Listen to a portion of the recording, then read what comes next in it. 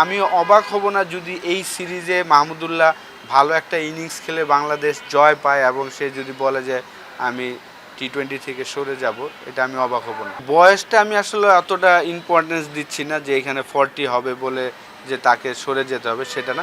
Performance যদি সে করতে পারে, প্রত্যেক দিন যদি সে হাই স্ট্রাইক রেটে খেলতে পারে, আফগানিস্তানের সাথে যে ইনিংসটা খেলেছেন ওই ইনিংসের পরে কিন্তু আসলে আমার কাছে মনে হয় যে তার সাথে যদি বসে কথা বলতো সিলেক্টররা সবাই, আমি শিওর যে সে হয়তোবা নিজের থেকে সরে যেত আমার মনে হয়।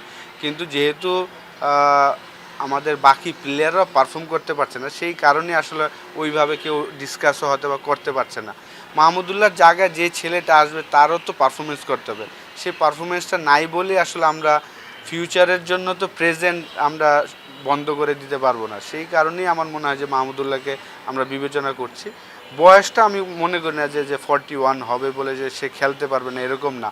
সে যদি ফিট থাকে, পারফর্ম করে, টিম যেই রিকোয়ার্ডটা সেটা যদি সে দিতে পারে, তাহলে অবশ্যই আপনার 2 বছর পরে যদি প্ল্যান করে সেটাও সে খেলতে পারবে।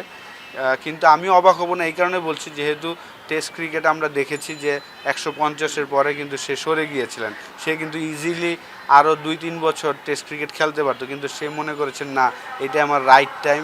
টেস্ট ক্রিকেটের হাইয়েস্ট রান করেছিলেন, সরে গিয়েছেন। তো টি-20 তো আমি মনে করি যে হয়তোবা এরকম ভালো একটা ইনিংস যদি সে খেলে এবং বাংলাদেশ জিতে, আমার মনে হয় যে সে হয়তোবা বলতে পারে যে না, টি-20 থেকে আমি সরে যাব।